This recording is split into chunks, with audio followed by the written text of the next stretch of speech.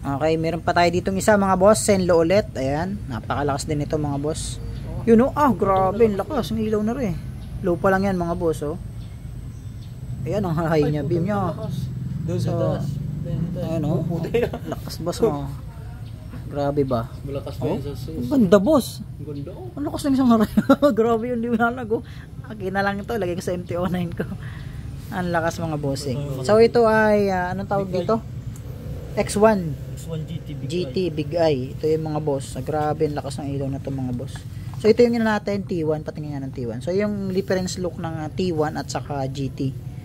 So X1 GT mga boss, ito yung malaki ang lens, tapos yung T1 naman boss ito. So kung bibili kayo nito mga boss, dito na tayo sa X1 GT. So kung medyo low budget tayo, dito tayo sa T1, okay?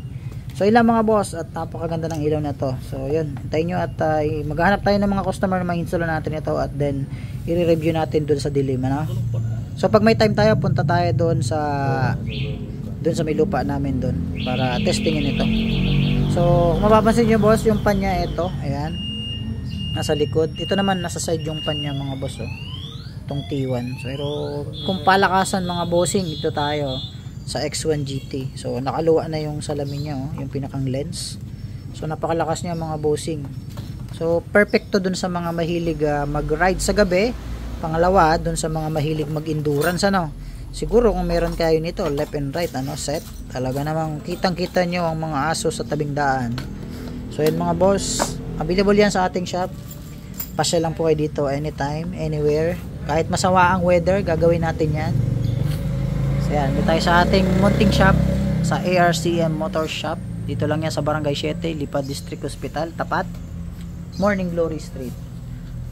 So yung mga boss, meron din tayong available na SUS at saka DSK. Sa mga naghahanap ng throttle body, 30 to 34mm, available po tayo. Meron tayong 6 pieces na 34mm. So sa X1R ay meron tayong available na pang 150cc 32mm, at available din yung ating 34mm sa X1R. So meron pa tayo pa palang natitirang dito, hub sprocket.